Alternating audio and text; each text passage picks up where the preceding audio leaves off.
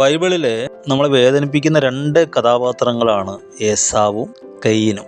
പാപികളെന്ന് പറഞ്ഞു വേണമെങ്കിൽ നമുക്ക് തള്ളിക്കളയാം. എന്നാലും ഒന്ന് ഓർത്ത് നോക്കിയേ, ആരാധനയിൽ തെറ്റിയ കയീനെ ദൈവം നേരിട്ട് വിളിച്ചു പറഞ്ഞു, മോനെ നീ ഇന്നത് ചെയ്യ്. പക്ഷെ അവന് ചെയ്യാൻ സാധിച്ചില്ല.